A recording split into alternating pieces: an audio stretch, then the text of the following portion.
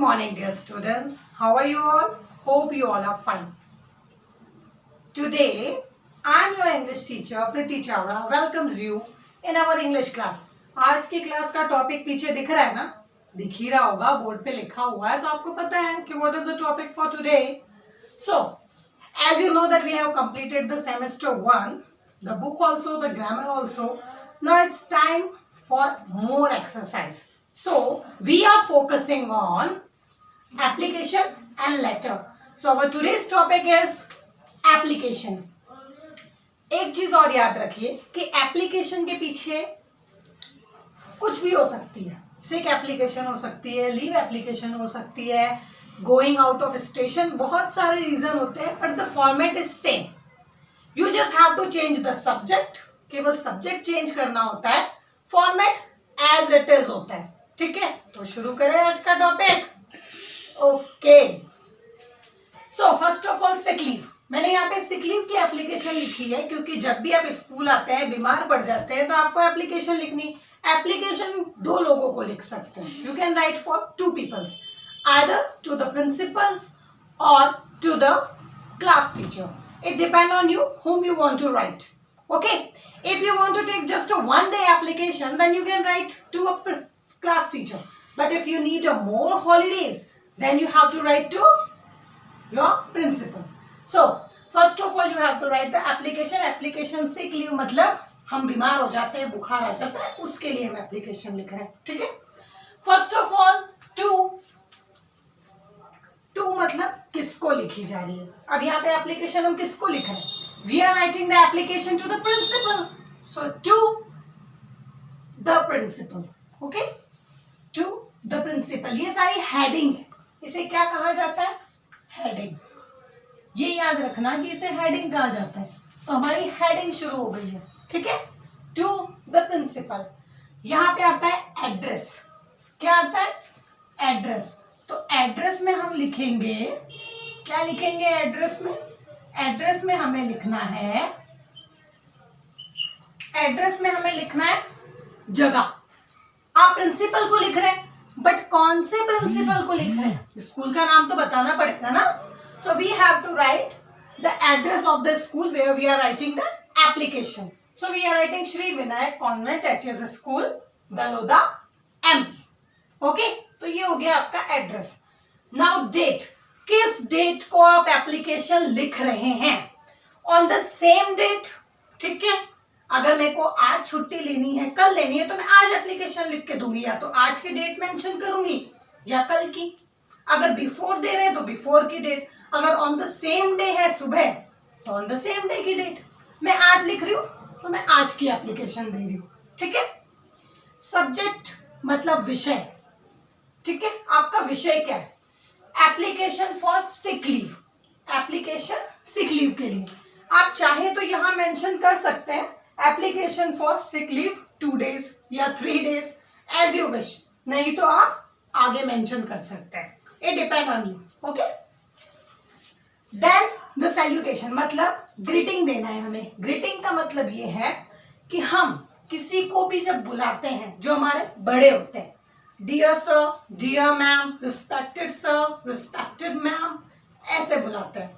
तो जब हम एप्लीकेशन लिखेंगे तो आप प्रिंसिपल कोई भी हो सकता है, सर भी हो सकते हैं, मैम भी हो सकती है, क्लास टीचर भी कोई भी हो सकता है, सर भी हो सकते हैं, मैम भी हो सकती है, anybody. So we will write respected sir, madam. अब एक चीज याद रखना, to the principal Shri Vinayak Daloda. यहां तक लिखने के बाद you have to leave one line.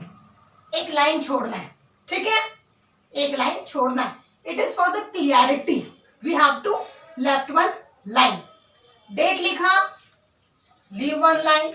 It is again for clarity. Okay. क्योंकि एप्लीकेशन तब अच्छी लगती है या सामने वाले को तब समझ में आती है when your writing is good and when your presentation is good. Application में क्लियरिटी होना बहुत जरूरी, नहीं तो समझ में ही नहीं आएगी, पूरी खिचड़ी बन जाएगी. There is a hotchpotch in that, so we don't have to make it. Okay. Date के बाद लाइन छोड़ी, सब्जेक्ट के बाद आप लाइन छोड़िए, देन रिस्पेक्टेड सर मैडम लिख के लाइन छोड़ दीजिए. अब आपको क्या करना है? पहले हम लिखते थे कि हम यहां से एप्लीकेशन शुरू करेंगे, और अब जो हम लिखेंगे उसे कहते हैं बॉडी।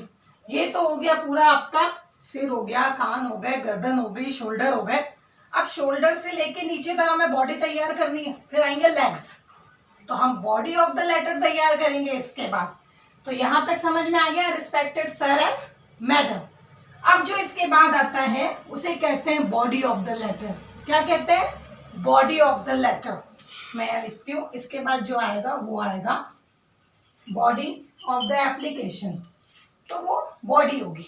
ठीक है, body of the application.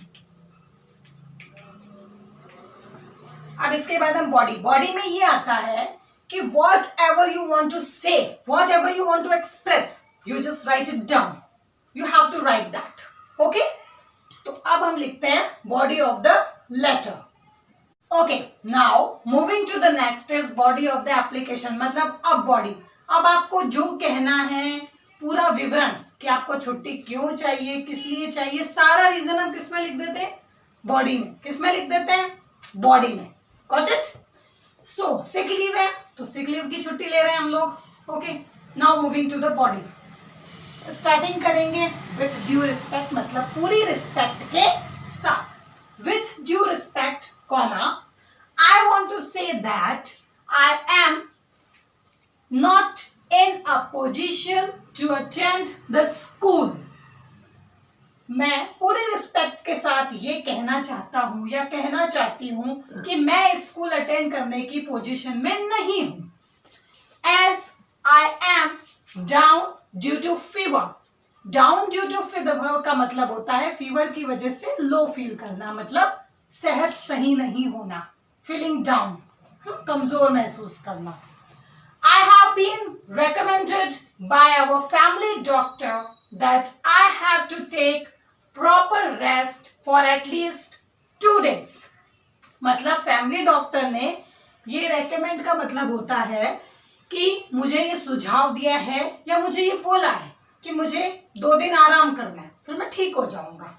Okay, तो फैमिली डॉक्टर ने क्या रेकमेंड किया है? 2 days लीव। देयरफॉर, इस कारण, kindly grant me leave from. अब आपको लीव अगर यहाँ पे 2 days की जगह 4 days हो, 5 days हो, 3 days हो, जो भी हो, 1 day हो, तो आपको इसी तरह से लिखना पड़ेगा। यहाँ मैंने 2 day लिए हैं, 23, 23 और 24। 2 days हो गए, 23 की भी छुट्टी चाहिए, 24 की भी छुट्टी चाहिए। 2 days की हमें एप्लीकेशन लिखिए, तो 2 days की डेट मेंशन करना है 23 to 24। ठीक है, I shall be really thankful to you. You have to thank when you have to write the application. When you are writing the application, you have to thank the person who is giving you the leave. Okay, then thanking you last में। अब एक चीज और, line छोड़ना, thanking you के बाद line छोड़ना। Yours obediently, आप ओबीडियंटली लिखिए, फेथफुली लिखिए, दोनों वर्ड सही हैं। Yours obediently as a kid, as a student आपको ओबीडियंटली और सिंसियरली लिखना चाहिए हमेशा एप्लीकेशन में। Got it? Sincerely, obediently. आपका नाम, आपकी class with section as well as अगर आपका रोल नंबर भी हो तो वो भी डाल देना चाहिए। तो ये है आपका पूरा एप्लीकेशन लिखने का फॉर्मेट, और ऐसे लिखते हैं। I will send you the application to write in your copies. Okay, I will send you that. But this is the correct way to write the application, especially for the sick leave. एक चीज और, जब भी हम application लिखेंगे, मैंने सारा matter यहीं से लिखा है। This is my right side, this is my left side. Okay, तो एप्लीकेशन कहाँ से शुरू करी मैंने? From this line. तो यहीं से आपको एप्लीकेशन शुरू करनी है। ओके, जो भी आप लिखेंगे सब कुछ इधर से ही लिखना, कुछ भी उधर नहीं लिखना है हमें। ठीक है, ये और प्रॉपर लाइन छोड़ना है। सेकेंडली, आपकी जो एप्लीकेशन है, it should be neat and clean, there will be no mess into it, you have to leave a proper line, you have to use the perfect punctuations where it is needed. Okay, so this is the format to write. अगर sick application की जगह matter कुछ और हो जाता कि going out of station, तो with due respect I want to say that I am not able I am not in the position to attend the school as I am going out of station. ये I have recommend वाली line नहीं आएगी, उसके बाद doctor वाली line नहीं आएगी. I have to go to out of station for at least 2 days. Therefore, kindly grant me leave for 2 days. कुछ भी हो सकता है, sisters marriage, brothers marriage, concept वही रहता है. ये मैटर मतलब आपका जो मेन मोटो है वो यही है, केवल उसके अंदर की बॉडी चेंज हो जाती है. ठीक है, तरीका यही है पूरा लिखने का. So students, I hope that you will understand what ever I am teaching you. आज आपको जो भी मैंने पढ़ाया, what ever I taught you today, I hope you understand it very well. आपको सब समझ में आया होगा.